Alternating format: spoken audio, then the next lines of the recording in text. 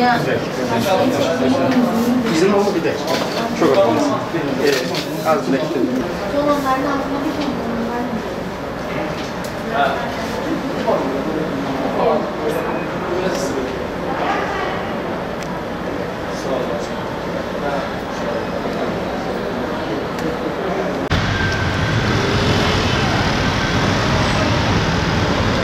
Gaziantep hareketli bir şehir tabii. Ticaretin, sanayinin canlı olduğu bir şehir. Büyük şehir. Aynı zamanda nüfusumuz çok kalabalık. Çok şükür mavi kategoriye geçtik. %75'in üzerine geçtik. Ama %75 en az bir doz aşısı olan hemşehrilerimiz. Yani 2 dozu olup aşı sürecini bitirenler %50'lerin altında. Bu da şu anlama geliyor. Aşı olması gerekip de aşısını tamamlayanlar %50'lerde ve henüz %50'si risk olarak devam ediyor.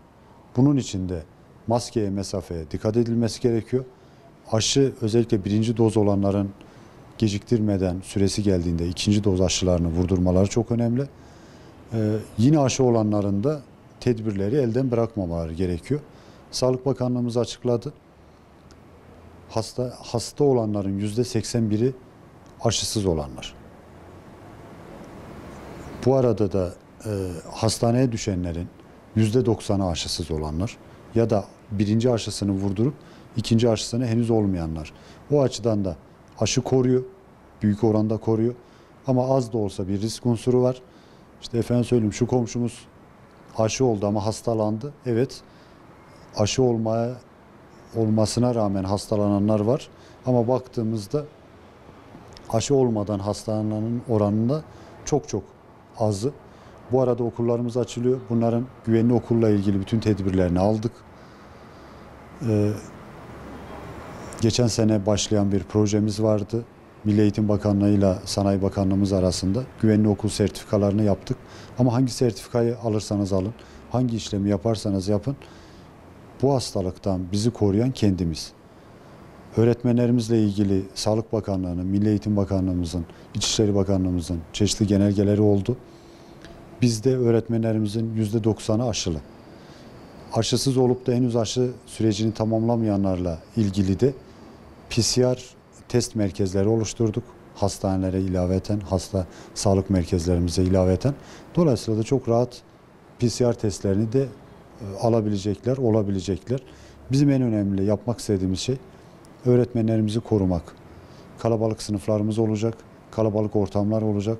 Öğretmenlerimizi birbirinden korumak, öğretmenlerimizi öğrenciden korumak, öğrencileri öğretmenlerimizden korumak için aşı süreçlerinin, PCR süreçlerinin disiplinli bir şekilde takip edilmesi gerekiyor. İnşallah kurallara uyduğumuzda, ikinci doz aşılarımız olduğumuzda, henüz birinci dozu olmayan vatandaşlarımız birinci doz aşılarını olduklarında yoğun bakımdaki hasta oranlarımız düşecektir. Sağlık sisteminin üzerindeki yük de azalacaktır. Bu anlamda hepimize görev düşüyor. Türkiye genelinde biliyorsunuz 3000'lere düşmüştü. 30 binlerin üzerine çıktı. Gaziantep'te Türkiye gibi çok az bir vakaya kadar düşmüştük. Vaka sayılarımız yükseldi. Vakalarımıza da biraz önce de söyledik. Baktığımızda neredeyse %80'in üzerinde ya aşısız ya da henüz birinci dozu yapıp ikinci doz aşısını tamamlamayan vatandaşlarımız. Bu şu anlama geliyor. Aşılama tamamlandığında vaka sayılarımız düşecek. Yoğun bakımın üzerindeki yoğunluk azalacak. Sağlık sistemi işlemeye başlayacak. Şu anda pandemiyle birlikte birinci önceliğimiz Covid tedavilerinin yapılması. Bu hem sağlıkçıları yoruyor, hem şehri yoruyor.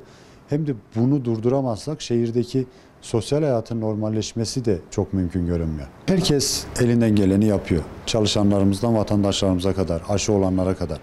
Önemli bir başarı, yeterli bir başarı değil.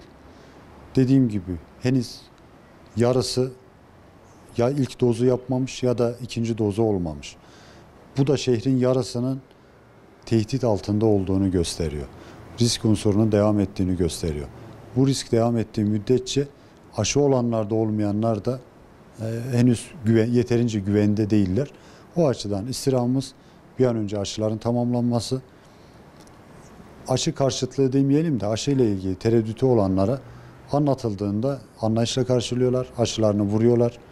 Ya da henüz aşıya ulaşamamış kişilere kırsal mahallelerimiz başta olmak üzere fabrikalarımıza, her tarafa arkadaşlarımız gidiyorlar.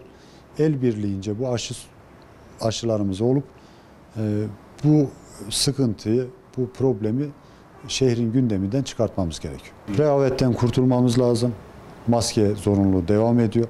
Maskesiz hemşehrilerimize yaptırımlar devam ediyor. Aşı olsanız bile maskesiz olduğunuzda az da olsa bir risk unsuru var. O açıdan aşılarımızı olacağız, maskeleri takacağız, sosyal hayatta mesafelerimizi muhafaza edeceğiz.